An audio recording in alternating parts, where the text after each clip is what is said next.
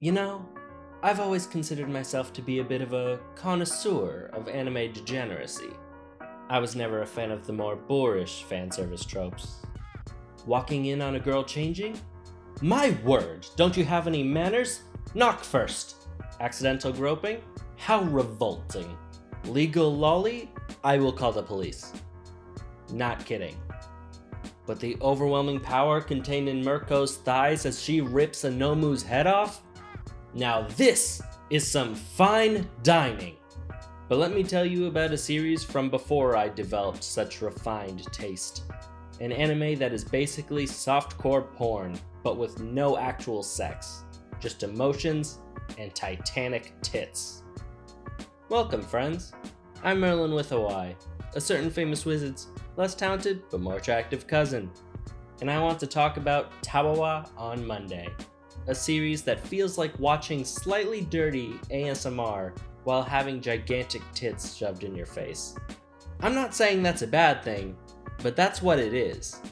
This is no high school DxD, Saikon no Quasar, or God forbid redo of Healer. This is like watching an old porno, but it never gets to the sex, just constant setup and foreplay. Pure edging. Essentially, the story, if you could call it that, is about a tired salaryman who every Monday takes the same train as a high school girl. And for him, spending time with her on that simple train ride gives him something to look forward to every Monday, despite his usual hatred for the day. I'm just gonna get this out of the way right now. Yes, she's in high school. Yes, he's a working adult. Yes, it's problematic. So problematic that it made a stink overseas. But one, it's a manga, and these are not real people. And two, I was in middle school when I first watched this. So, moving on. But that's not all. The series covers a multitude of characters and situations. While it's mainly about the two on the train, it also shows other characters who have their own lives and relationships, all with big tits. From a busty coworker and her kind senior, to old classmates who get reconnected and have certainly changed in some areas. Hell, there's even an episode where the main character's boss goes to the dentist, and he doesn't feel the work being done because the dentist has her tits on his face as she does it. Which is honestly pretty funny, since no amounts of tits in my face are gonna be enough to make dental work comfortable. And that's coming from a guy who actually likes going to the dentist. Shame I don't have dental though. But yeah, that's the series. A bunch of stories going back and forth between characters where a woman with big tatas makes some poor schmuck's life just a little more tolerable. Which makes sense when you realize this started as a bunch of Twitter illustrations that got a manga later on to give context to the drawings. It's not much, but if you like cute girls with big boobs, then this is the series for you.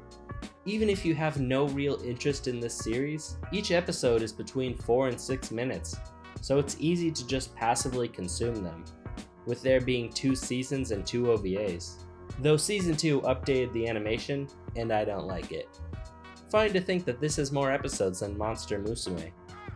Honestly, I don't think it's a hidden gem or anything. It's trash. But there's nothing wrong with that. While it falls short of my elegant palate, there was a time where this junk food was enough for me. And you might like it too. In all honesty, the most fun I had with this series was when I decided to do some math.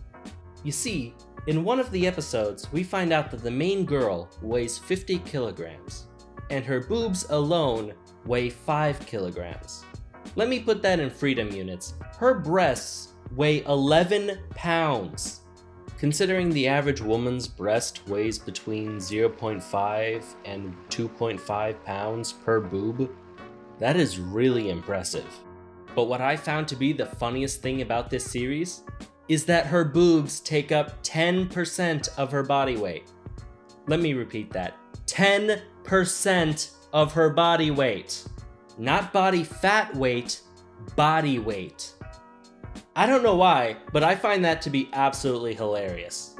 Ah, titty math. Yep, that's what my degree was for. Matt Pat would be so proud. But let me know if you find that as funny as I do. And let me know in the comments if you like the series. I didn't bother reading the manga, and I took one look at season 2 and said nope. But let me know what you think. Thank you so much for watching till the end. Please like, comment your thoughts, and subscribe. It doesn't seem like much, but it does wonders for my motivation. Check out my channel if you're interested in weird or underrated series. You never know what I'll review next. I'm Merlin with a Y, and thank you for listening to this old man ramble. Now I'm gonna go read some quality fan service, like Ramiya Yana.